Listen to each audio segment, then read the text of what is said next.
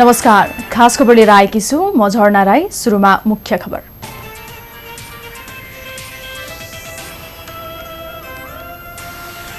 वीरगञ्जमा जेठ 4 गते मृत्यु भएका वृद्धमा कोरोना संक्रमण पुष्टि। रिपोर्ट नआउँदै सब आफन्तलाई जिम्मा लगाएर अन्त्येष्टि। नेशनल मेडिकलको चरम लापरवाही। नेपालमा आज थप 79 जनामा कोरोना संक्रमण पुष्टि। संक्रमितको संख्या 682 पुग्यो। प्रदेश 2 मा 57 जना थपिए। पछामा पहिलो पटक संक्रमण। पछिल्लो पटक 69 जना कोरोना संक्रमण मुक्त। वीरगञ्जका अस्पतालबाट मात्रै 62 जना डिस्चार्ज। स्वास्थ्यकर्मी र सञ्चारकर्मी पनि घर फर्किए। जनसङ्ख्याको कम्तीमा 2% नागरिकमा कोरोना परीक्षण विस्तार गर्ने प्रधानमन्त्री ओलीको दावी। विदेशमा रहेका अलपत्र नेपालीको उद्धार गर्ने प्रतिबद्धता। र कोरोना महामारीका बीच भारतमा आन्तरिक हवाई उडान सुरु। अमेरिकामा मृत्यु हुनेको संख्या 1 लाख नजिक। विश्वभर 55 लाख भन्दा बढी संक्रमित।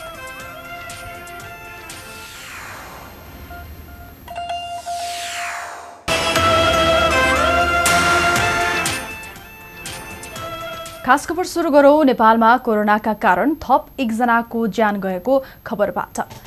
नेपालमा कोरोना संक्रमणबाट मृत्यु हुने संख्या 4 पुगेको छ। वीरगञ्जको नेशनल मेडिकल कलेजमा उपचारका क्रममा 8 दिन अघि मृत्यु भएका एक वृद्धमा पनि कोरोना संक्रमण भएको पुष्टि भएको छ। यसअघि सिन्धुपाल्चोककी सुत्केरी गुल्मीका शिक्षक र बाँकेका एक युवाको कोरोनाबाट मृत्यु भएको थियो। पछिल्लो पटक वीरगञ्जमा मृत्यु भएका 12 का वृद्धको भने रिपोर्ट नआउँदै अन्त्येष्टि गरिसकिएको छ। स्वाब निकालिसकेपछि परीक्षण रिपोर्ट नआउँदै अस्पतालले सब आफन्तलाई बुझाएर नेशनल मेडिकल कलेजले गम्भीर लापरवाही गरेको देखिएको छ।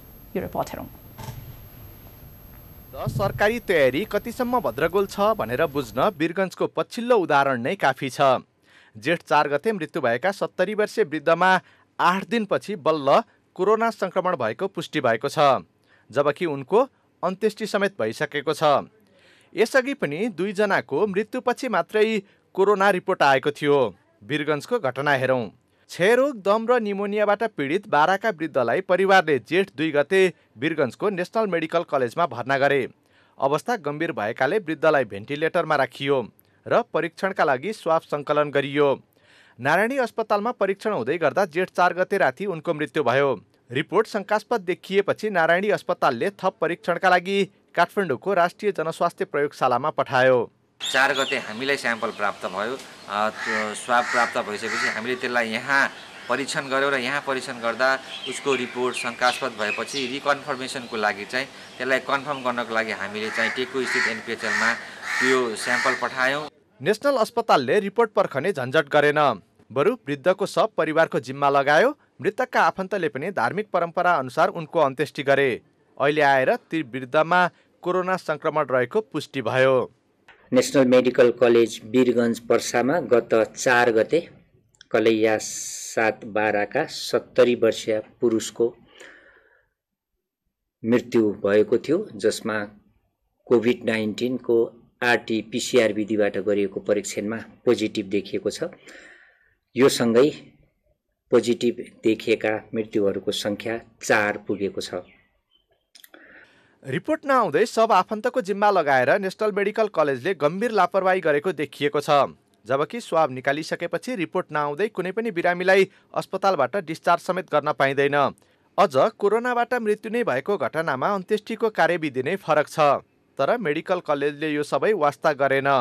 नेशनलले गम्भीर त्रुटि गरेको नारायणी अस्पतालको पनि निष्कर्ष छ। त्यो अवधिभित्र त्यो बिरामीको अवस्था केयर गर्ने चाहिँ सम्पूर्ण जिम्मेवारी चाहिँ अस्पतालको हो र अस्पतालले त्यसको केयर गर्नु पर्थ्यो।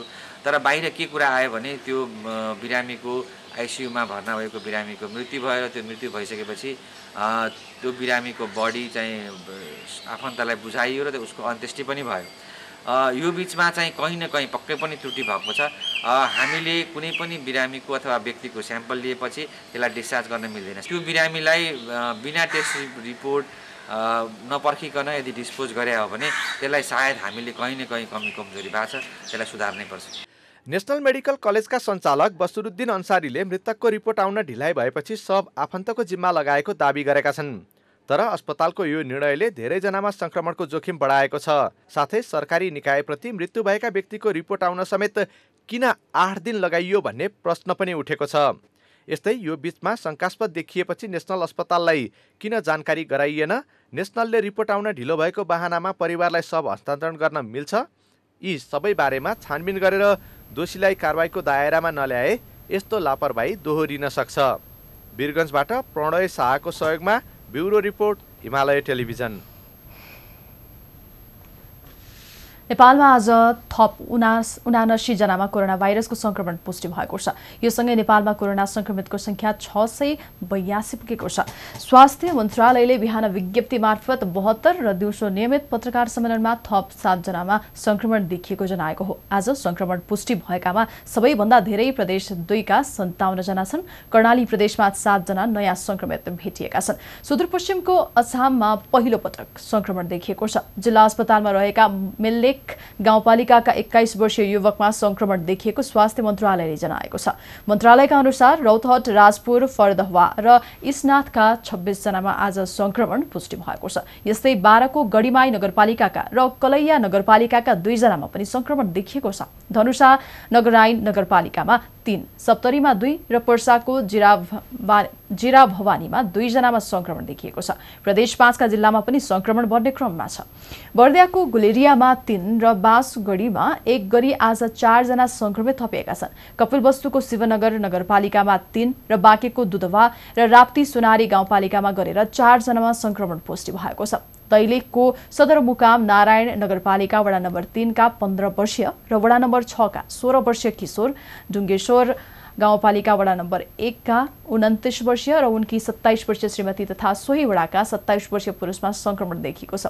यी सबै भारतबाट आएका हुन्। त्यसैगरी दैलेखकै गुराँस गाउँपालिकाका 24 वर्षीय र 35 वर्षीय पुरुषमा समेत संक्रमण देखिएको छ। काठमाडौँको टोखा र बुढानेल कण्ठ नगरपालिकाका 3 जनामा कोरोना संक्रमण देखिएको छ। टोखा नगरपालिकामा भेटिएका संक्रमित किराना पसले भएको खुलेको छ। टोखा नगरपालिका 3 र 6 का 27 वर्षीय पुरुष र 41 वर्षीय पुरुषमा संक्रमण पुष्टि भएको छ। काठमाडौँ घर भई 12 को कलैयामा कार्यरत 1 जनामा पनि संक्रमण देखिएको स्वास्थ्य मन्त्रालयले जनाएको छ। पछिल्लो पटक कोरोना संक्रमण मुक्त हुनेको संख्या वात्तै बढेको छ। पछिल्लो पटक 2 दिनमा 69 जना निको भएर घर फर्किएका छन्। वीरगञ्ज स्थित नारायणी अस्पतालबाट मात्रै 2 दिनमा 62 जना संक्रमण मुक्त भएर घर फर्किएका छन्। यो सँगै नेपालमा संक्रमण मुक्त हुनेको संख्या 156 पुगेको छ। नारायणी अस्पतालमा भर्ना भएका मध्ये आज 44 जना संक्रमण मुक्त भएर डिस्चार्ज भएका छन्। डिस्चार्ज हुनेमा 2 जना सञ्चारकर्मी समेत छन्।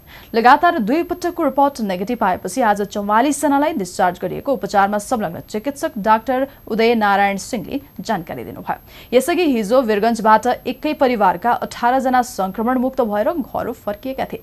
यसरी निको हुनेमा 2 महिने शिशुसहित 66 वर्षीय वृद्ध समेत छन्।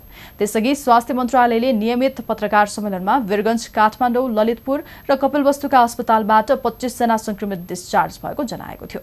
कपिलवस्तुकी 1 स्वास्थ्यकर्मी पनि संक्रमण मुक्त भएकै छन्। पाटन अस्पतालको आइसोलेसनबाट धनुषा, काठमाडौँ, धादिङ, बर्दिया र दाङका 5 जना संक्रमित डिस्चार्ज भएका छन्। यस्तै टेको अस्पतालबाट पनि सर्लाहीका 1 जना संक्रमण मुक्त भएका छन्।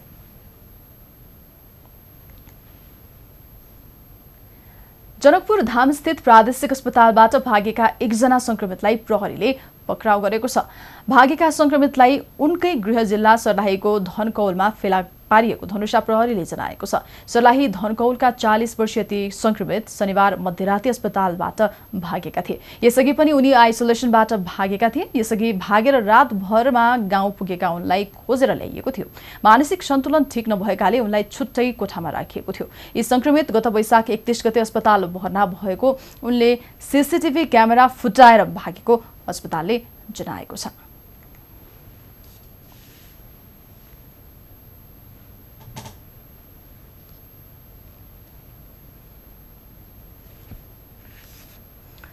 प्रधानमन्त्री केपी शर्मा ओलीले देशको कुल जनसङ्ख्याको 2% को कोरोना परीक्षण गरिने जानकारी दिनुभएको छ। राष्ट्रका नाममा सम्बोधन गर्दै प्रधानमन्त्री ओलीले विज्ञहरूको सुझाव अनुसार त्यसो गर्न लागि जानकारी दिनुभयो। परीक्षणको दायरालाई विस्तार गर्न, किट तथा औषधिको प्रबन्ध द्रुत गतिमा गरी यसलाई यथाशीघ्र अझै उन्नत बनाइनेछ। विज्ञहरूले दिएको सल्लाह बमोजिम कम्तीमा जनसङ्ख्याको 2% परीक्षण विस्तार गर्ने योजनामा सरकार छ। नेपालको जनसङ्ख्या करिब 3 करोड छ र त्यसअनुसार 6 लाखको परीक्षण गर्नुपर्नेछ। आजसम्म पीसीआर विधिबाट 51,642 र आरडीटी विधिबाट 95,192 जनाको नमुना परीक्षण गरिएको छ। कोभिडको महामारी अझै केही समय रहने देखिएको भन्दै यसलाई समुदायमा फैलिन नदिन स्वास्थ्य मन्त्रालयले केही नयाँ कदमहरू चाल्ने पनि उहाँले बताउनुभयो। प्रधानमन्त्री ओलीले विदेशमा रहेका नेपालीलाई सरकारले उद्धार गर्ने पनि बताउनुभयो। स्वदेश फर्कनुपर्ने अवस्थामा रहेका नेपालीलाई स्वदेश फर्काउने व्यवस्था सम्बन्धी विस्तृत योजना सहितको आदेश तत्काल जारी गर्ने उहाँले प्रश्न पार्नुभयो। विश्वव्यापी संक्रमणको कारणबाट उत्पन्न असहज परिस्थितिमा स्वदेश फर्कनुपर्ने अवस्थामा रहेका नेपालीलाई स्वदेश फर्काउने व्यवस्था सम्बन्धी विस्तृत योजना सहितको आदेश तत्काल जारी गरिनेछ। विश्वका जुनसुकै कुनामा अप्ठ्यारोमा परेका आफ्ना देशवासीहरूलाई सरकारले समयमै उद्धार गर्छ। समस्याको प्राथमिकता र देशभित्रको तयारीका बीच सन्तुलन मिलाउँदै यो काम छिट्टै सुरु गरिनेछ। सरकार आफ्ना नागरिकप्रति संवेदनशील छ, यसमा निश्चिन्त रहन म सबैमा आग्रह गर्दछु। भारतबाट आएका नेपालीको बेलैमा परीक्षण हुन नसक्दा कोरोना संक्रमण फैलिएको प्रधानमन्त्री ओलीले बताउनुभयो। देश फर्किएकाहरूलाई समयमै आफ्नो परीक्षण गराउन पनि प्रधानमन्त्रीले आग्रह गर्नुभयो। अघि अनिवार्य परीक्षण हुनुपर्ने थियो, जसले महामारीलाई समुदाय स्तरमा फैलिनबाट धेरै हदसम्म जोगाउन सक्थ्यो। तर छिमेकी मित्र राष्ट्र भारतबाट अधिकांश घर फर्कनेहरू नियमको पालना र परीक्षण बिना नै अनेक कष्ट झेल्दै ठूलो संख्यामा सीमा पार गरिरहनु भएको छ। परीक्षणको अभावमा महामारी तीव्र गतिमा फैलिनमा यसले पनि योगदान गरिरहेको छ। स्वदेश भित्री सक्नुभएका दाजुभाइ दिदीबहिनीहरूले छिटो परीक्षण गर्न, सामाजिक दूरी कायम गर्न, सुरक्षित ढङ्गले क्वारेन्टिनमा रहन र अन्य नियमहरूको पालना गर्न जरुरी छ। विदेशबाट फर्किएकाहरूको आत्मसम्मानमा ठोस पुग्ने गरी कसैलाई पनि नबोल्न र व्यवहार नगर्न पनि उहाँले आग्रह गर्नुभयो। दक्षिण एसियाली राष्ट्रमा कोरोना विरुद्धको काम अरूको भन्दा राम्रो भएको प्रधानमन्त्रीको दाबी छ। तर ढुक्क भएर बस्न नसकिने भन्दै उहाँले सचेत रहन पनि सबैलाई आग्रह गर्नुभयो। प्रधानमन्त्री केपी शर्मा ओलीले कोरोनाबाट बच्न 5वटा कुरामा ध्यान दिन आग्रह गर्नुभएको छ। कोरोना भाइरसको महामारी लामै जाने देखिएको र औषधि पनि पत्ता नलागेकोले बानी बेहोरा र खानपानमै ध्यान दिन प्रधानमन्त्रीको आग्रह छ। राष्ट्रका नाममा सम्बोधन गर्दै प्रधानमन्त्री ओलीले जनतालाई दिएका 5 टिप्स यस्ता छन्। कोरोना भाइरसको महामारी हत्तपत्त नहट्न पनि सक्छ भन्ने वास्तविकतालाई हामीले आत्मसात गर्नुपर्दछ। भाइरसको औषधि छैन, यस भाइरसको पनि औषधि छैन। विज्ञहरू भनिरहेका छन् यस भाइरसका विरुद्धको नयाँ खोप पत्ता नलागेसम्म यस महामारी विरुद्ध नियन्त्रण गर्ने उपलब्ध उपाय भनेकै हाम्रो आनीबानी र आहार विहारमा आवश्यक सतर्कता अपनाउनु हो। तसर्थ निरोगी नेपाल निर्माणका लागि 5 कार्य गर्न आग्रह गर्दछु। पहिलो, यस महामारीसँग लड्दै निरोगी नेपाल निर्माणमा आफूलाई तयार राख्न उपलब्ध आहारलाई स्वच्छ र सन्तुलित बनाऊ। दोस्रो, लकडाउनको समयमा उपलब्ध फुर्सदलाई स्वस्थ रहन उपयोग गरौँ। शारीरिक र श्वास प्रश्वासको चुस्तताको लागि घरैभित्र व्यायामलाई निरन्तरता दिउँ। तेस्रो, भाइरस फोहोरमा रमाउँछ, आफ्नो शरीर र वासस्थान दुवैको सरसफाइमा एकदमै ध्यान दिउँ। चौथो, स्वस्थ रहनका लागि पर्याप्त आराम आवश्यक छ, यसमा ध्यान दिउँ। पाँचौँ, उच्च मनोबल कायम राखौँ। भय र त्रास, चिन्ता र आशंकाले रोग व्याधिका विरुद्धको लडाइँमा कमजोर तुल्याउँछ। कोरोना भाइरसबाट जीवन गुमाउनेको सङ्ख्या प्रतिशतमा हेर्ने हो भने हामीले सामान्य ठानेका मौसमी रुगाखोकीबाट मर्नेको भन्दा कम छ भन्ने त तथ्याङ्कले नै बताएको छ। नबोलौँ, हरेक चुनौतीको सामना गरेर नै मानव जाति आजको स्थानमा आइपुगेको हो। नेपालीहरूको मनोबल उच्च छ र प्रतिरोध क्षमता पनि असाधारण छ। यस महामारीलाई सरकारले अघि सारेका विभिन्न उपायहरूसहित आफ्नो उच्च मनोबल र प्रतिरोध क्षमताका साथ पराजित गर्नेछौँ भन्ने मैले विश्वास लिएको छु।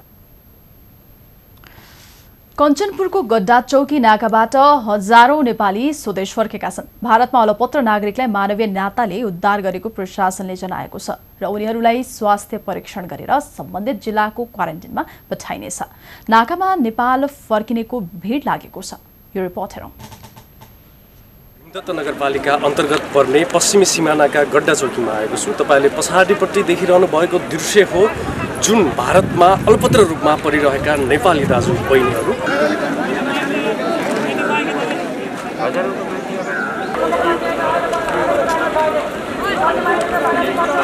यो गड्डा चौकी पारीको भारतीय भूमि हो अनि यहाँको यो भिड नेपाली नागरिकको। लकडाउनकै बीच भारतका विभिन्न शहरबाट आएर सीमा नजिकैका क्वारेन्टाइनमा रहेका उनीहरू नेपाल छिर्न यसरी सीमा नजिकै भेला भएका हुन्। भारतीय प्रशासनले क्वारेन्टिनबाट उनीहरूलाई गाडीमा हालेर सीमा नाकासम्म ल्याएको हो। झन्डै 2 महिनादेखि भारतमा अलपत्र परेका उनीहरू भोक र प्यासले अत्तालिएका छन्। त्यसैले उनीहरू सीमा नाकाको नजिकै भारतीय भूमिमा यो धमिलो पानी पिउँदैछन्।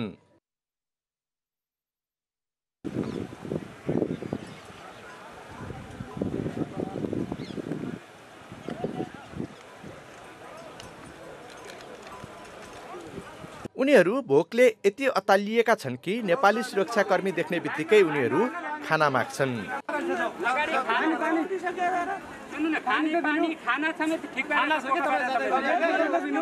भारतमा धेरै दुःख अन्डर खाएर नेपाली भूमिमा प्रवेश गरेका नागरिकलाई खानपिनको व्यवस्था गरियो। देश बस्न पाएकोमा उनीहरूको खुसीको सीमा नै छैन। इन्डियाको अलमोडा भन्ने ठाउँमा थिएँ। अलमोडाबाट 22 तारिकको लकडाउन हुँदाखेरि हामीलाई केही पनि जानकारी भएन कि अब नेपाल कहिले खुल्छ के गर्छ भनेर हामीले थाहा भएन। अब जेठको 5 गते खुल्छ भनेको थियो हामीलाई। त्यो कारणले गर्दा हामी त्यहाँबाट पैदल मार्ग हिँडेर हामी त्यो बनबासा पुगेका थियौँ। फेरि बनबासाको पुलिसले हामीलाई खटिमा पुर्यायो अनि त्यो 3-4 दिन जङ्गलमा अलपत्र परेर हामी बनबासाभन्दा अगाडि टनकपुरमा गएका थियौँ। अनि त्यो टनकपुरको प्रशासनले हामीलाई त्यो सरस्वती शिशु मन्दिर भन्ने स्कुलमा हामीलाई आज हामीलाई 12 दिनसम्म क्वारेन्टाइनमा राख्यो। अनि त्यहाँभन्दा पछि हामीलाई यहाँ उद्धार गर्यो। अहिले एकदमै खुसी लागिरहेछ। अब आफ्नो देशमा भित्रिन पाइएको छ। अब उता बस्नुभन्दा धेरै अब दुःख कष्ट खायो जे जस्तो भए पनि अब आफ्नो देशमा आफ्नो देश भन्ने आफ्नै देश हुन्छ। आफ्नो देशमा आउन पाएको छ। अब खुसी लाग्छ। हिँडियो कहीँ खाइयो कहीँ खाइएन। राम्रो बस्ने बास कहीँ पाइयो त कहीँ पाइएन। यस्तै गर्दै समस्या लड्दै यहाँसम्म पुग्यो। भारतको कुन ठाउँबाट आउनुभएको? लकडाउन गरेको 2 महिना पुरा भएको छ। 2 महिनादेखि सिमानामा नेपाली अलपत्र छन्। त्यसैले नाका नखुले पनि मानवीय नाताले उनीहरूलाई उद्धार गरिएको हो। आफू खुसी नदी तरेर भित्रिनुभन्दा तपाईँको चाहिँ अन्य चाहिँ जङ्गलका बाटा लिएर भित्रिनुभन्दा ज्यानलाई रिस्कमा हालेर भित्रिनुभन्दा एउटा राष्ट्रिय रूपमा देख्दा पनि चाहिँ नराम्रो गरिकन भित्रिनुभन्दा बरु यो सिस्टमबाट चाहिँ भित्राउँदाखेरि र उहाँलाई सचेत गराएर सम्झाएर अवेरनेस दिएर कम्तीमा मेडिकल चेक गरेर गर्दाखेरि चाहिँ सहज होला, राम्रो होला, एउटा उपयुक्त होला। राष्ट्रिय रूपमा नागरिकको चाहिँ राज्यले गर्ने दायित्व पनि गरेको चाहिँ देखिने भयो र उहाँलाई हामीले व्यवस्थित तरिकाले पुर्याउन पनि सक्ने। नेपाल छिरेका सबै नागरिकलाई व्यवस्थित गरेर सम्बन्धित स्थानीय तहको क्वारेन्टिनमा पठाइनेछ। उहाँहरूको नाम ठेगाना लगायत चाहिँ आफ्नो कहाँ पुग्ने हो त्यो सबै विस्तृत विवरण त्यहाँ प्राप्त हुने हुनाले त्यसको आधार हामी सम्बन्धित जिल्लाका प्रमुख जिल्ला अधिकारीज्यूहरूलाई चाहिँ उहाँहरूको नामावली सहितको विवरण चाहिँ हामी पठाइदिन्छौँ र उहाँ चाहिँ आफ्नो गाउँपालिका नगरपालिकामा पुगेर त्यहाँको क्वारेन्टाइन कम्तीमा 14 दिन बसेर उहाँहरूको स्वास्थ्यको बारेमा पनि त्यहाँ निगरानी हुन्छ। भारतमा अलपत्र नागरिकलाई यसरी स्वदेश ल्याउनु राम्रो हो। नेपालमा भेटिएका धेरैजसो कोरोना संक्रमित भारतबाट आउने नै रहेकाले उनीहरूसँगै जोखिम पनि आएको छ। त्यसैले स्वदेश आएका नागरिकले क्वारेन्टिनका नियम अनिवार्य पालना गर्नुपर्छ र सरकारले पनि उनीहरूलाई क्वारेन्टिनमा राखेर कोरोना परीक्षण गरेर मात्रै घर पठाउनु आवश्यक छ। हिमालय टेलिभिजनका लागि कञ्चनपुरबाट केशव भट्टको रिपोर्ट।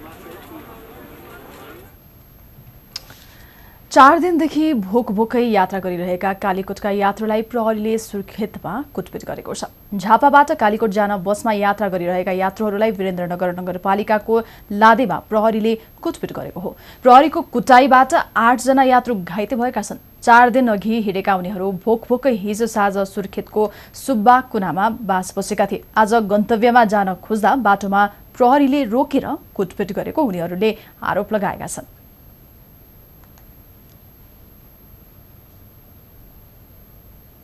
गरेको नेपाल सरकारले नै हामीलाई उद्धार गरेको हो कि नै। अहिले उद्धार गरेर आउँदाखेरि अनि सुर्खेतमा यता एडिचोकमा आज 4 दिन भयो हाम्रो गाडी चढेको, 4 दिन भयो पानी पनि खाएनौँ। अनि सरहरू सबै आउनु भएर पानी हामीलाई खाना एडिचोकमा दिने भनेको थियो, एडिचोकमा दिएन। अनि यहाँ माथि आएर यहाँ गुराँस दिन्छु भन्यो, दिँदाखेरि गाडी नरोकेर पुलिसले सर लगिदियो कि नै। उहाँहरू झडेर कुरा मात्र गर्नुभएको थियो, मेरो चप्पल भाइर खसेको थियो।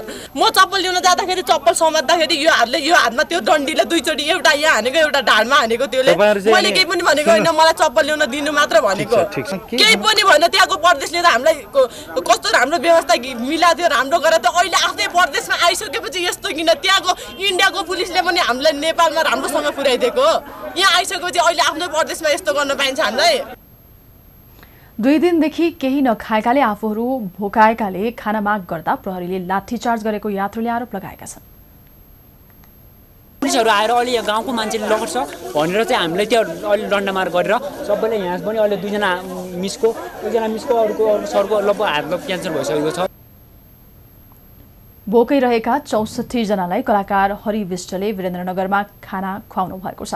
कलाकार विष्टले पनि प्रहरीले ज्यादती गरेको बताउनु भयो। उहाँहरू 4-5 दिनदेखि भएको कारणले गर्दा खाना आउँदैछ, एकछिन गाडी रोकिदिनुहोस् भन्दा गाडी नरोकिदिएको कारणले उहाँहरूको आक्रोश जायज छ। त्यसमा हामीले त्यो आक्रोशले हामीले समर्थन गर्नुपर्छ। उहाँहरूको त्यो आक्रोश बाध्यता हो, उहाँहरूको त्यो रहर होइन मैले गर्छु भनेर विवाद गर्न चाहनु भयो होइन, तर यो बाध्यता हो। र हामीले खाना ल्याउँदै ढिलो भएको कारणले गर्दा एक त भोको पेट 4-5 दिन भयो, त्यसमा पनि प्रहरीले उहाँहरूमाथि चाहिँ लाठीचार्ज गर्नु त्यो एकदमै गलत हो। कर्णाली सरकारले भारतबाट फर्किएका र नेपालका विभिन्न ठाउँबाट प्रदेशका नागरिक उद्धार गरे पनि व्यवस्थापन फितलो देखिएको छ। झापामै परीक्षण गराएर रिपोर्ट सहित आएकालाई पनि प्रहरीले हिजो दिनभर बवै नाकामा रोकेको थियो। बाँकी नै छ, हामी तपाईसँगै छौँ। अहिले भने मुख्य खबर फेरि एकपटक।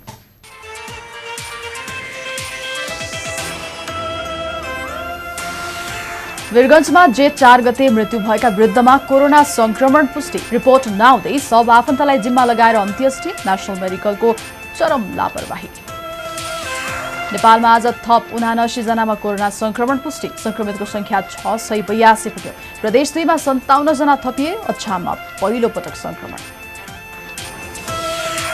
जनसंख्याको कम्तीमा 2% नागरिकमा कोरोना परीक्षण विस्तार गर्ने प्रधानमन्त्री ओलीको दावी। विदेशमा रहेका अलपत्र नेपालीको उद्धार गर्ने प्रतिबद्धता। र संविधान संशोधनमा विपक्षी दलको सरकारलाई निशर्त समर्थन। आफ्नो भूमि छिटो ल्याउन पहल गर्न माग।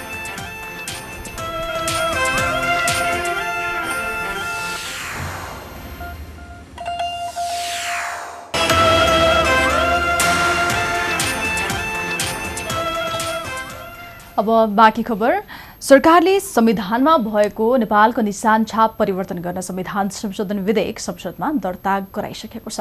नयाँ नक्सा जारी गरेपछि त्यसै अनुसार निशान छापमा रहेको नक्सा पनि फेर्नु जरुरी थियो। त्यसैले सरकारले संविधान संशोधन प्रस्ताव ल्याए। यसमा सरकारलाई सबै दलको साथ छ। प्रमुख प्रतिपक्ष नेपाली कांग्रेसदेखि संविधान संशोधनको माग गर्दै आइरहेको जनता समाजवादी पार्टी पनि बिना शर्त यसका पक्षमा उभिएका छन्। जनता पार्टी र समाजवादी पार्टी मिलेर बनेको जनता समाजवादी पार्टीले अहिले पनि संविधान संशोधनको नारा लगाइरहेको छ। संविधान आउँदा नै विरोध गरेको यो पार्टी सीमाङ्कन, जनसंख्याको आधारमा निर्वाचन क्षेत्र, समानुपातिक समावेशी लगायतको मुद्दामा संविधान संशोधन चाहन्छ। अहिले सरकारले संविधान संशोधन प्रस्ताव संसदमा दर्ता गरेको छ। त्यसमा यो पार्टीका मुद्दा छैनन्, तर सरकारले ल्याएको यो प्रस्तावमा जनता समाजवादी पार्टी बिना शर्त पक्षमा उभिएको छ। मुलुकको अखण्डताको विषय जोडिएकोले अहिलेको प्रस्तावमा बार्गेनिङ गर्ने पक्षमा उ छैन। सरकारले ल्याएको एउटा ठिकै हो, राष्ट्रको लागि हो, राष्ट्रको हितको लागि हो, सीमाको लागि हो, संविधान संशोधन गर्नुपर्छ, आवश्यक छ। र हामी सुरुदेखि भन्दैछौँ कि नेपालको भूमि हामी 1 इन्च पनि कुनै पडोसी देशसँग हामी मान्दैनौँ। यो राष्ट्रियताको सवाल र हामी सबै संवेदनशील छौँ। अहिले पनि आफ्ना मुद्दा प्याकेजमै राखौं भन्ने जनता समाजवादी पार्टीलाई नलागेको होइन, तर राष्ट्रियताको विषय जोडिएकोले अहिले आफ्नो मुद्दा सम्बोधन नभए पनि केही छैन भन्ने निष्कर्षमा जनता समाजवादी पार्टी र त्यसका नेताहरू पुगिसकेका छन्। अहिले अब जुन एजेन्डा उठेको छ त्यस सन्दर्भमा राष्ट्रिय सहमतिकै आधारमा जानुपर्छ भन्ने हाम्रो धारणा रहेको छ। चाहिँ एउटा भित्तामा टाँस्ने मात्रै त होइन होला नि त, यो त जमिन फर्काउने मामला हो। राष्ट्रिय अन्तर्राष्ट्रिय जनमत निर्माणदेखि अनेकौँ कुराको आवश्यकता पर्छ।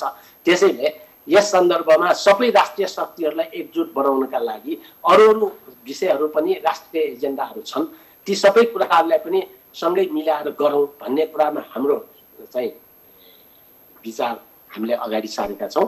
अब यो विषय चाहिँ जुन आएको छ यसमा पनि हाम्रो समर्थन त अब स्वतः हुने नै। सरकारले नयाँ नक्सा अनुसार निशान छाप परिवर्तन गर्न संविधान संशोधनको प्रस्ताव दर्ता गरेपछि जनता समाजवादी पार्टीका नेताहरूले प्रमुख प्रतिपक्षी नेपाली कांग्रेसका सभापति शेरबहादुर देउवासँग छलफल पनि गरे।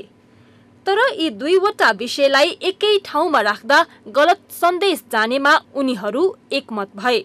नयाँ नक्सासँग जोडिएको प्रस्तावलाई एक भएर पारित गर्ने र छिटोभन्दा छिटो नेपाली भूमि फिर्ता ल्याउनु पर्नेमा प्रमुख प्रतिपक्षी कांग्रेसको जोड छ र यसमा पक्ष विपक्ष हुनै सक्दैन। भारतीय हस्तक्षेपका विरुद्ध सबै राजनीतिक दल र नागरिकको सरकारलाई साथ छ, अर्थात् यो मुद्दामा सिङ्गो देश एक ढिक्का छ।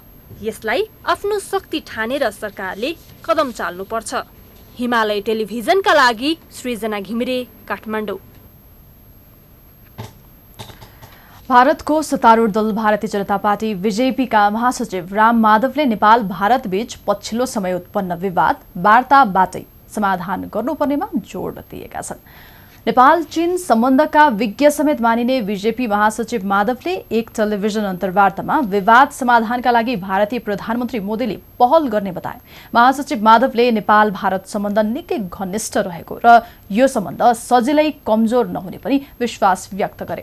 उनले यो सम्बन्ध दुई देशबीचको सरकार मात्र नभई सभ्यता, संस्कृति र जनता जनता बीचको सम्बन्ध भएको बताए। नेपाल भारत बीचको वार्ता धेरै सहज रहेको पनि उनको भनाइ छ। पछिल्लो समय चिसिएको नेपाल भारत सम्बन्धमा तपाईको सरकारलाई पछुतो भएको छ कि भन्ने प्रश्नमा अन्तर्राष्ट्रिय सम्बन्धका विज्ञ माधवले दुई देशबीचको सम्बन्ध नबिग्रिएको दावी गरे। संसदको कानून, न्याय तथा मानवाधिकार समितिले सीमा क्षेत्रमा अलपत्र र विदेशमा रहेका नागरिकको व्यवस्थित उद्धार गर्न सरकारलाई निर्देशन दिएको छ। समितिको आज बसेको बैठकमा विदेशमा समस्यामा परेका नागरिकलाई उद्धार गर्न भनेको हो। आफ्नो देश आउन पाउने नागरिक अधिकारको संरक्षण गर्दै अल्पकालीन र दीर्घकालीन योजना बनाएर अलपत्र नागरिकलाई स्वदेश ल्याउन समितिले सरकारलाई निर्देशन दिएको छ।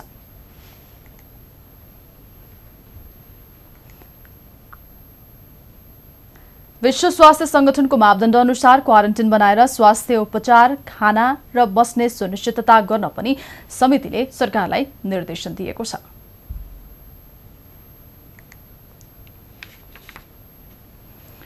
कञ्चनपुरको भीमदत्त नगरपालिकामा भारतबाट आएकी एकजना महिला जनप्रतिनिधि नै क्वारेन्टाइनमा नबसेको भन्दै स्थानीय आक्रोशित भएका छन्। स्थानीयले जनप्रतिनिधिको घर घेराउ गरेर क्वारेन्टाइनमा लैजान दबाब दिएका छन्।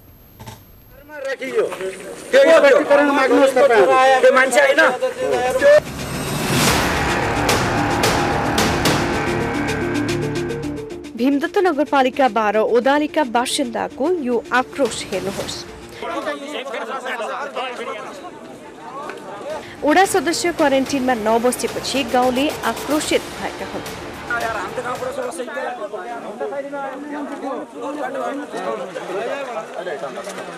भीमदत्त नगरपालिका 12 की ओडा सदस्य द्रौपदी जोशी जेठ 9 गते भारतको देहरादूनबाट घर फर्कनु भयो। घर फर्के पनि उहाँ क्वारेन्टिनमा बस्नु भएन।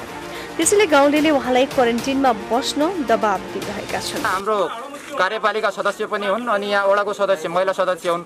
उनलाई अस्ति ल्याइएर ओडाकै सहयोगमा ल्याइएर घरमा राखिया छ। स्कुटी घरबाटै उहाँको स्कुटी लगिया छ र त्यो स्कुटीमा उनलाई यहाँ घर लिएर घर राखिया छ। हाम्रो माग के भने उहाँलाई क्वारेन्टाइनमा राख्नुपर्छ। घरमै क्वारेन्टिनमा बसे पनि उहाँसँगै बालबच्चा पनि छन्।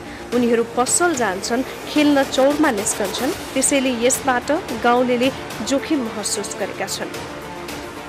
आज 4 दिन भइसक्यो यो क्वारेन्टाइनमा राख्ने हो कि घरमा क्वारेन्टाइन बनाएर अनि छोराछोरीलाई पसलमा पठाउने, चौराहीमा पठाउने अनि यस्तो भइरहेको छ यिनले यो लापरवाही किन गरे यति उनीहरूबाट स्पष्टीकरण मागियो। तर महिला सदस्य भने वडाध्यक्षले होम क्वारेन्टिनमा बस्नुहोला भनेर नै नेपाल आएको बताउनुहुन्छ।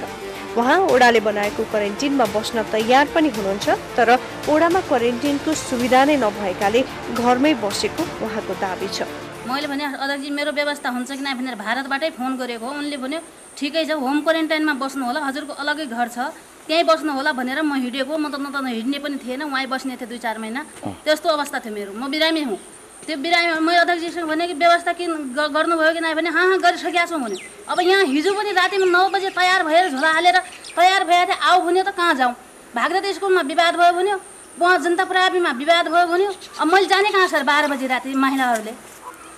ठिकै छ सर, म त जान तयारै छु, अहिले पनि तयार छौँ, हिजो पनि राति तयार थिएँ, अस्ति पनि तयार थिएँ। उनले व्यवस्था भएन भने म के गर्छु? महिला सदस्यले क्वारेन्टिन नै नभएकाले घर बसेको भने पनि वडाध्यक्ष त्यसलाई मान्न तयार हुनुहुन्न। उनलाई हामीले के भनेको भने सामान्य क्वारेन्टाइनमा बस्नुहोस्, तपाईँ आफ्नो लुगा बिस्तारा सबै कुरोहरू लगेर आफ्नो स्थानीय ठाउँमा बस्दा पनि राम्रो हुन्छ, त्यही भएर बसिदिनुहोस् भन्दाखेरि उनले के भन्यो भने लगभग मेरो घरमै एउटा क्वारेन्टाइन छ, छुट्टै कोठा छ, म छुट्टै कोठामा बस्छु, मलाई यहीँ बस्न दिनुहोस् भनिसकेपछि हामीले प्रत्येक पटक प्रयासहरू गरेछौँ। अब गाउँबाट पनि प्रत्येक पटक विरोध नआएको होइन। अहिले पनि यो मास्टर देखिराख्नु भएको छ, यही छ। म हिजोदेखि म प्रयासमा छु, अहिले पनि मैले बिहानदेखि म प्रयासमा छु। पछिल्लो समय भारतबाट आउनेहरूबाट नै गाउँ गाउँमा कोरोना संक्रमण फैलिरहेको छ। त्यसैले भारतबाट आएकालाई गाउँलेले क्वारेन्टिनमा बस्न दबाब दिनु सकारात्मक छ। तर गाउँलेको एउटा प्रश्न छ, लाखौं नेपाली सिमानामा अलपत्र परिरहँदा जनप्रतिनिधि चाहिँ कसरी नेपाल आए? अनि उहाँ इन्डियाबाट कसरी आए? त्यहाँ इन्डियामा कतिजना मान्छे छन्? त्यहाँ धेरै मान्छे छन्, उहाँ एक्लै मान्छे कसरी गए? अनि ओडाजीले स्कुटी पठाएर कसरी उहाँलाई एक्लै ल्याउनु भएको छ? त्यो कुरालाई यहाँ अध्यक्षलाई सोध्नुहोस्, सबैलाई सोध्नुहोस् यो कसरी आएको छ। अनि हाम्रो यहाँ महामारी फैलिनुबाट बचाउँ र बचाउँ भन्ने कुरो मात्रै हो सर। सामान्य नागरिक सिमानामै रोकिनुपर्ने तर पहुँच हुनेले सिमानाका कटेर ओहोर दोहोर गरिरहने प्रवृत्ति भने रोकिनै पर्छ। हिमालय टेलिभिजनका लागि कञ्चनपुरबाट केशव भट्टको रिपोर्ट।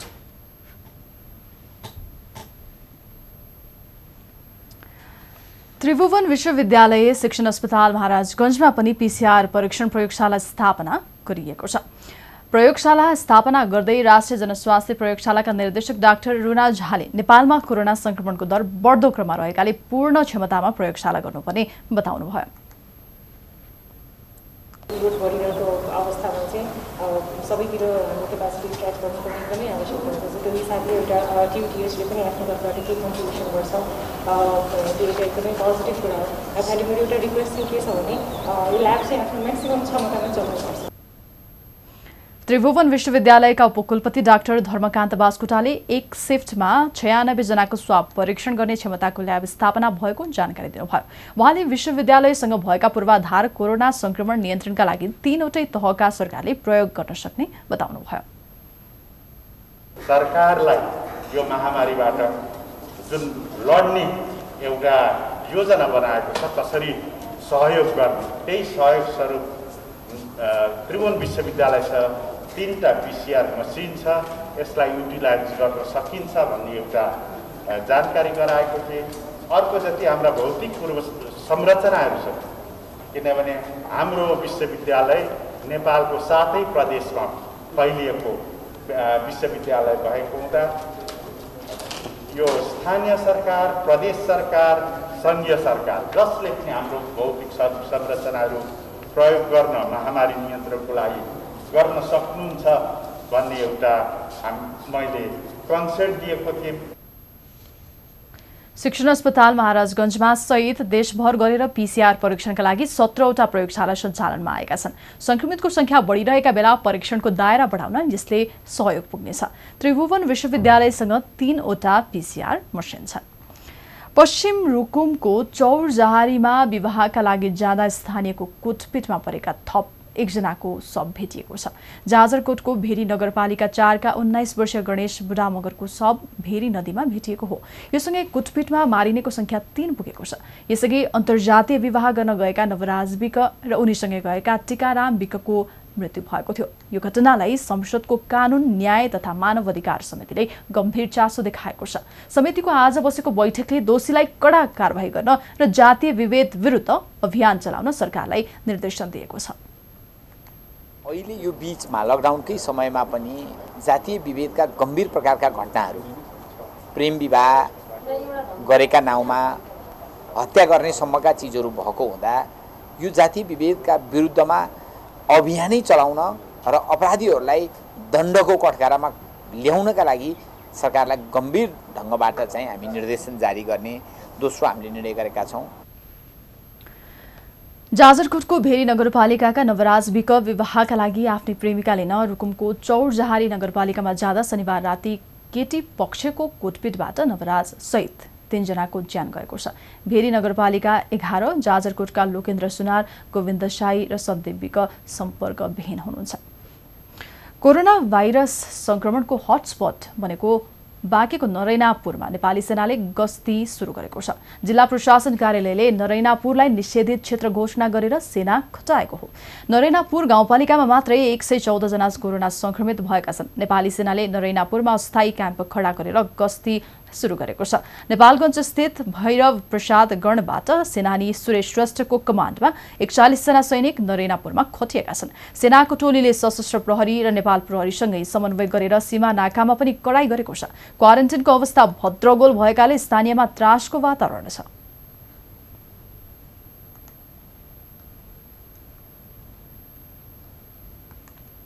अब डर का माहौल तो इतना ज़्यादा हो गया है कि आदमी घर से बाहर भी नहीं निकलते हैं, वो समस्या भी है।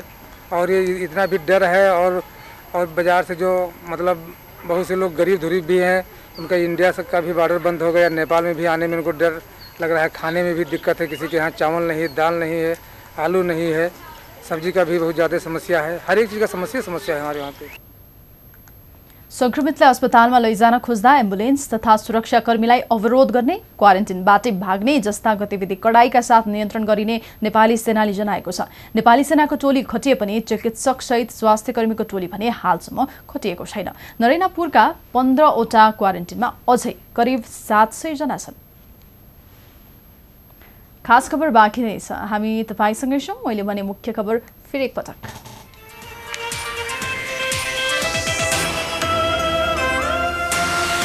वीरगञ्जमा जेठ 4 गते मृत्यु भएका वृद्धमा कोरोना संक्रमण पुष्टि। रिपोर्ट नआउँदै सब आफन्तलाई जिम्मा लगाएर अन्त्येष्टि, नेशनल मेडिकलको चरम लापरवाही। नेपालमा आज थप 79 जनामा कोरोना संक्रमण पुष्टि। संक्रमितको संख्या 682 पुग्यो। प्रदेश 2 मा 57 जना थपिए। अछाममा पहिलो पटक संक्रमण। पछिल्लो पटक 69 जना कोरोना संक्रमण मुक्त। वीरगञ्जका अस्पतालबाट मात्रै 62 जना डिस्चार्ज। स्वास्थ्यकर्मी र सञ्चारकर्मी पनि घर फर्किए। र भारतबाट हजारौं नागरिक गड्डा चौकी नाका हुँदै स्वदेश फर्के। झापाबाट कालीकोट हिँडेका यात्रीलाई सुर्खेतमा प्रहरीको लाठी।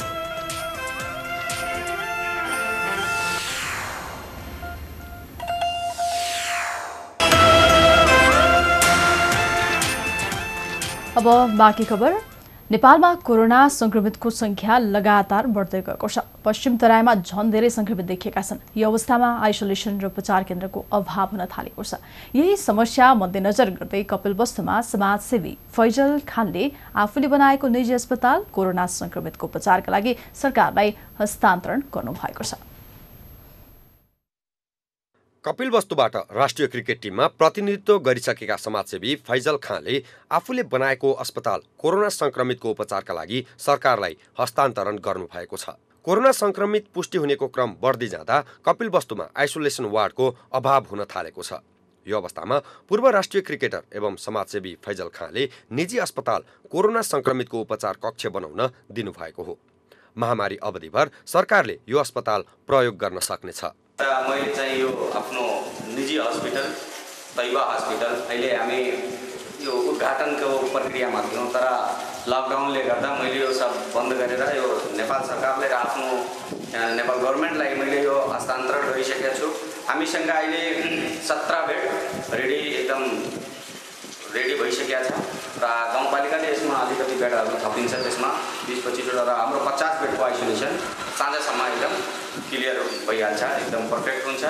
मायादेवी गाउँपालिका वडा नम्बर 1 पकडीमा रहेको तैबा अस्पतालमा कोरोना जोखिम व्यवस्थापन समिति कपिलवस्तुले आइसोलेसन सेन्टर बनाएर सञ्चालनमा ल्याएको छ। र यहाँ मायादेवीका संक्रमितलाई राख्न थालिएको छ। 2 वर्ष अघि बनाउन सुरु गरिएको यो अस्पताल हालसालै निर्माण सम्पन्न भएको हो। अस्पतालमा एउटा आइसियु कक्षसहित 17 शय्याको क्षमता छ। कोरोना भाइरसको महामारीका कारण अस्पतालमा अहिले अन्य बिरामीको चाप छैन।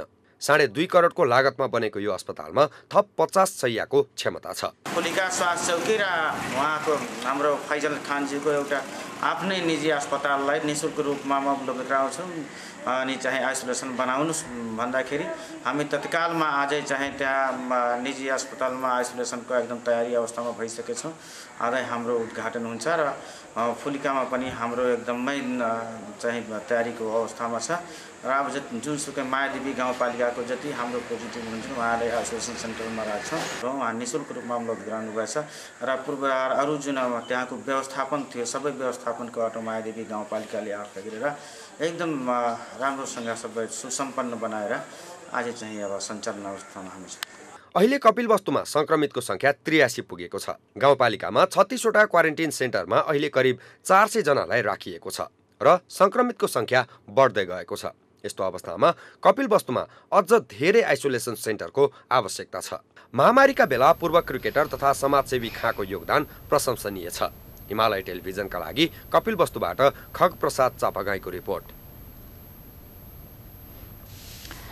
रमजान सकिएको खुसियालीमा इस्लाम धर्मावलम्बीले आज एक आपसमा शुभकामना साटासाट गरी ईद उल फित्र अर्थात् ईद पर्व मनाएका छन्। हिजरी सम्बतको रमदान महिनाभर व्रत बसेका इस्लाम धर्मावलम्बी सौवाल महिनाको पहिलो तारिकमा ईद मनाउँछन्।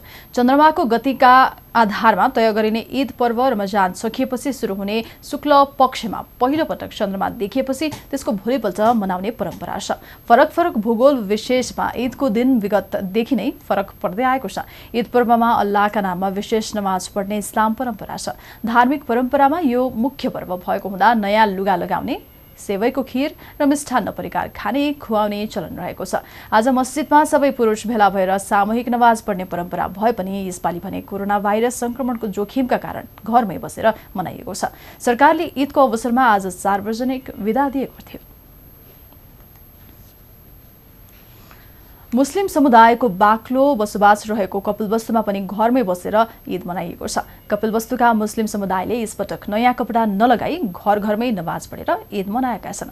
अघिल्लो वर्ष भीडभाड हुने तौलिहवा, चन्द्रौटा, कृष्णनगर र अभिरावका मस्जिद र ईदगाह यस वर्ष खाली थिए। कोरोना संक्रमणका कारण विश्व आक्रान्त भएका बेला यस वर्ष कसैले पनि नयाँ लुगा नलगाएको मुस्लिम अगुवाले बताए। नमाजमा कोरोना संक्रमण चाँडै हटोस् भनेर कामना समेत गरिएको छ।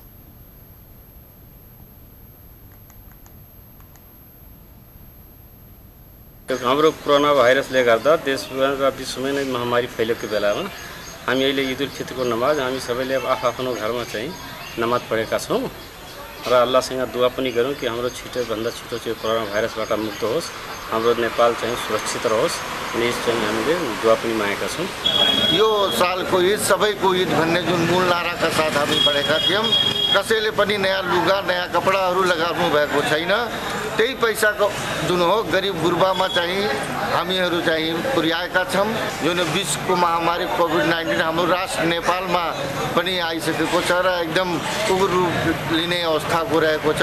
त्यसमा हामीले आजको दिनमा सम्पूर्ण यो दलियो बजारको मुस्लिम समुदायहरूले कोभिड-19 को रोग हाम्रो राष्ट्र नेपालबाट चाँडैभन्दा चाँडै निर्मूल भएर जाओस् भन्ने अल्लाहसँग हामीले दुआ मागेछौँ, प्रार्थना गरेका।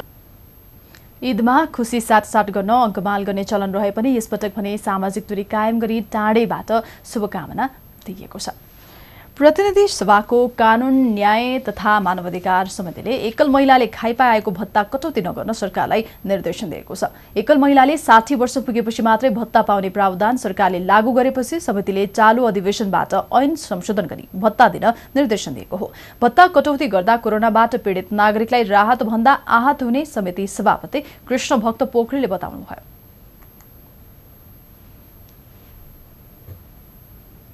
विगतमा खाइपाएको सुविधा अर्थात् विधवाहरूले पाउने भत्ताका सन्दर्भमा अहिले ऐनै बनेर सामाजिक सुरक्षा भत्ता ऐन सम्बन्धी ऐनले चाहिँ 60 वर्ष उमेर पुगेपछि मात्रै पाउने भन्ने जो प्रबन्धले यति बेला यो कोरोनाबाट पीडित नेपाली नागरिकलाई राहतभन्दा आहत जस्तो अनुभूति भयो। तसर्थ तत्सम्बन्धी कानुन संशोधनको काम यसै हाउसमा सरकारले गरेर सबै विधवा महिलाहरूले चाहिँ भत्ता पाउने जो विगतको प्रबन्ध थियो त्यो प्रबन्ध नै कार्यान्वयन गर्नका लागि आह्वान गर्ने कुरा हामी सरकारको ध्यानाकर्षण गराउने काम भएको छ भने सरकारले एकल महिलाको भत्ता रोकेपछि सर्वत्र विरोध भइरहेको छ। अब आर्थिक खबर।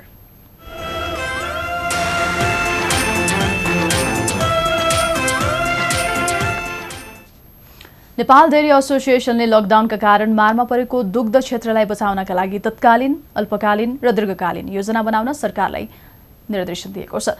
एसोसिएसनले आगामी आर्थिक वर्षको बजेट भाषणमा नै दुग्ध उद्योगलाई सहुलियत दरमा 5 वर्षका लागि ऋण दिन माग गरेको छ।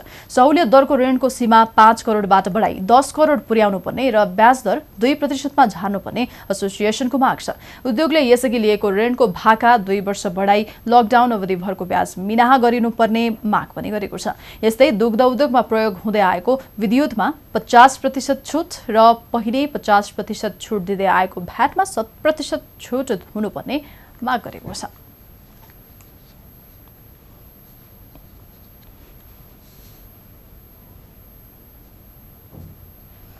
खास खबर बाँकी नै छ, हामी तपाईसँगै छौँ। अहिले भने मुख्य खबर फेरि एकपटक।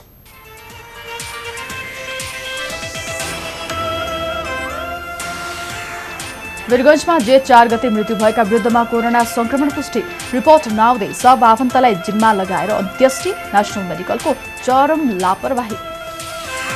नेपालमा आज थप 79 जनामा कोरोना संक्रमण पुष्टि। संक्रमितको संख्या 682 पुग्यो। प्रदेश 2 मा 57 जना थपे। अछाममा पहिलो पटक संक्रमण। संविधान संशोधनमा विपक्षी दलको सरकारलाई निशर्त समर्थन। आफ्नो भूमि छिटो ल्याउन पहल गर्न माग।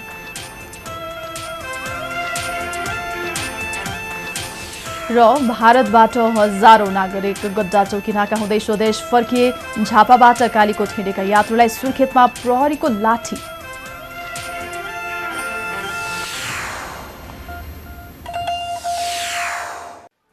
आदरणीय ग्राहक महानुभावहरूलाई सुबिसु इन्टरनेट र टिभी सेवाको नवीकरण अनलाइन मार्फत भुक्तानी गरिदिन हुन हार्दिक अनुरोध गर्दछौँ। उपलब्ध अनलाइन पेमेन्ट च्यानलहरू eSewa, mobile banking, connect IPS, continental marketing, eNet, debit credit card payment आदि रहेका छन्। थप जानकारीका लागि www.subisu.net.np। The road to the truth is difficult. A path filled with division, diversion, and danger. A path filled with validation and temptation. But there are voices to be heard and stories to be told. The road is long and the road is hard, but this is the road we walk.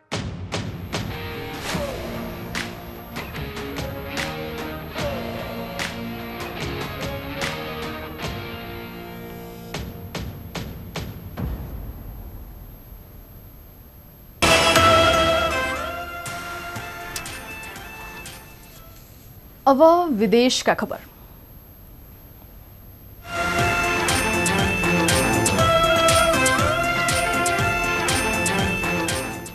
Corona भाइरसका कारण अमेरिकामा मृत्यु हुनेको संख्या 1 लाख नजिक पुगेको छ। सबैभन्दा बढी प्रभावित अमेरिकामा संक्रमितको संख्या पनि निरन्तर बढिरहेको छ। यो सामग्री तयार पार्दासम्म अमेरिकामा 79,000 भन्दा बढीको ज्यान गइसकेको छ। संक्रमितको संख्या 16,88,000 भन्दा बढी छ। त्यहाँ पछिल्लो पटक मृत्यु दर भने केही घटेको छ। रुसमा आज पनि झण्डै 9,000 संक्रमित थपिएका छन्। पछिल्लो 3 सातामा रुसमा संक्रमणको दर उच्च छ। रुसमा संक्रमितको संख्या 3,53,000 भन्दा बढी पुगेको छ। बढी प्रभावित मध्येको ब्राजिलमा संक्रमितको संख्या 3,65,000 नाकेको छ।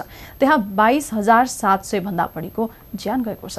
युरोपेली मुलुक स्पेन, बेलायत, इटाली, फ्रान्स र जर्मनीमा संक्रमितको संख्या घट्दै गएको छ। विश्वभर संक्रमितको संख्या 55,30,000 पुगेको छ।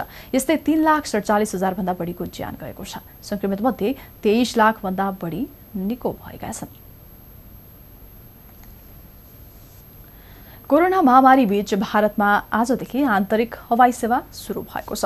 कोरोना संक्रमित तथा मृत्यु हुनेको संख्या बढिरहेका बेला भारतमा 2 महिनापछि अधिकांश राज्यमा आन्तरिक हवाई सेवा सुरु गरिएको हो। आन्ध्र प्रदेशमा भोलिदेखि र पश्चिम बंगालमा मे 28 देखि उडान सञ्चालन हुनेछन्। विमान यात्राबारे छुट्टा-छुट्टै राज्यले फरक नियम लागू गरेका छन्। विमानस्थलमा अब मास्क अनिवार्य लगाउनुपर्ने, आरोग्य सेतु एप अनिवार्य डाउनलोड गर्नुपर्ने, सामाजिक दूरी कायम गर्नुपर्ने तथा टचलेस प्रणाली लगायतका नियम पालना गर्नुपर्ने छ। यात्रा गरेकाले 14 दिनसम्म क्वारेन्टिनमा बस्नुपर्नेछ भने केही लक्षण देखिए तत्काल स्थानीय अस्पतालमा सम्पर्क राख्नुपर्ने भन्दै सचेत पनि गराइएको छ। आन्तरिक विमान सुरु भए पनि पहिलो दिनमै कैयन उडान रद्द भएका छन्। पछिल्लो पटक भारतमा एकै दिन 7000 भन्दा बढी संक्रमित थपिएका छन्। यो सँगै भारतमा संक्रमितको संख्या झण्डै 1,40,000 पुगेको छ। मृतकको संख्या पनि बढेर 4000 नागेको छ। संक्रमित संख्याको आधारमा भारत इरानलाई पनि पछि पार्दै 10औं स्थानमा उक्लिएको छ। जापानी प्रधानमन्त्री सिन्जो आबेले राष्ट्रव्यापी संकटकाल अन्त्यको घोषणा गरेका छन्। उनले राष्ट्रको नाममा सन्देश दिँदै संकटकाल अन्त्य गरिएपछि केही स्थानमा लकडाउन कायम रहने घोषणा गरे। जापानमा अप्रिल 7 देखि संकटकाल लागू गरिएको थियो। सम्बोधनमा प्रधानमन्त्री आबेले कोरोना भाइरसको संक्रमण नियन्त्रणमा लिन सफल भएको समेत दावी गरेका छन्। राजधानी टोकियो लगायत केही स्थानमा भने उच्च सतर्कता अपनाइनेछ। जापानमा कोरोना भाइरसको प्रभाव कम रहेको छ। त्यहाँ अहिलेसम्म 820 जनाको मृत्यु भएको छ भने 16,550 जना संक्रमित भएका छन्। अब खेलकुदका खबर।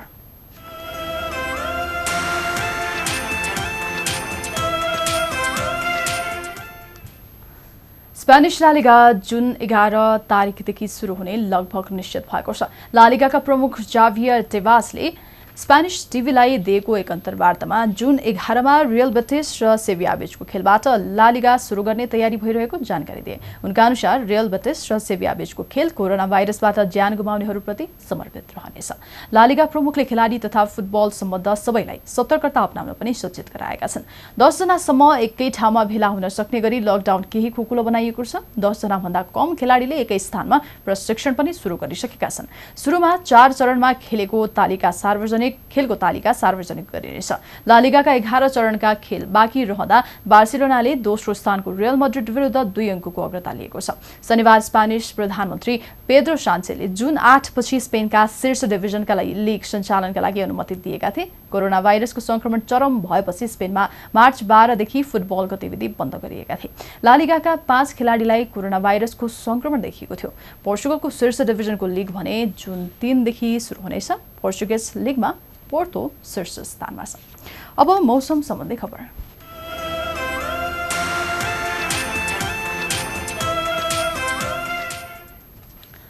आज राति देशको पूर्वी र पश्चिमी पहाडी भेगमा सामान्य बदली रहे बाँकी ठाउँमा आंशिक बदली रहनेछ।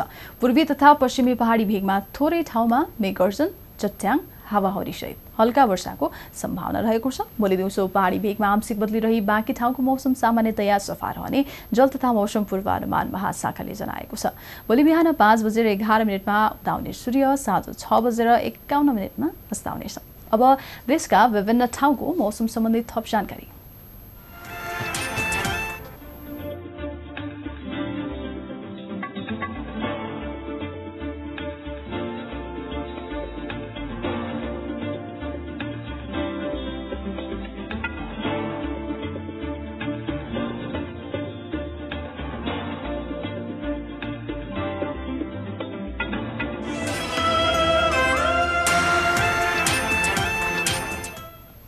हामी खास खबरको अन्त्यमा छौं। जाँदा जाँदै मुख्य खबर फेरि एकपटक।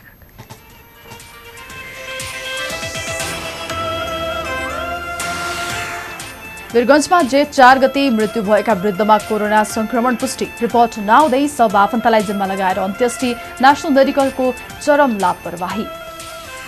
नेपालमा आज थप 79 जनामा कोरोना संक्रमण पुष्टि। संक्रमितको संख्या 682 पुग्यो। प्रदेश 2 मा 57 जना थपिए। छाममा पहिलो पटक संक्रमण।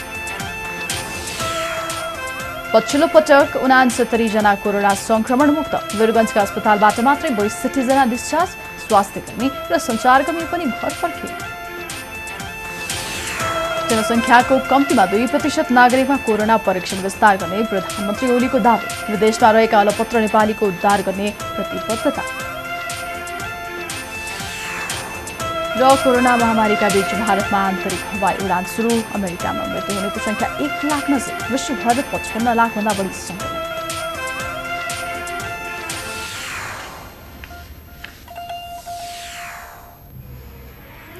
हवस् त खास खबर आजलाई यति नै। हामी 9 बजे हिमालय खबर लिएर फेरि आउनेछौँ। खास खबर तपाईँले फेसबुक र युट्युबमा पनि प्रत्यक्ष हेर्न सक्नुहुन्छ। साथै हिमालय टेलिभिजन एप मार्फत एन्ड्रोइड र iOS-मा पनि विश्वभर प्रत्यक्ष हेर्न सकिन्छ।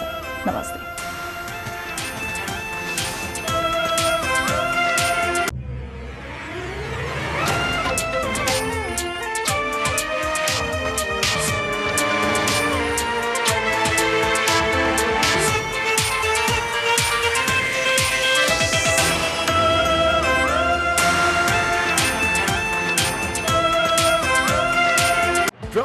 मेरो देश मेरो जगदम्बा सिमेन्ट प्रस्तुत छ रिद्धि सिद्धि सिमेन्ट गुणस्तरको नयाँ स्तर। कम शुल्कमा अधिक आर्थिक सुरक्षा। Reliable Nepal life insurance limited.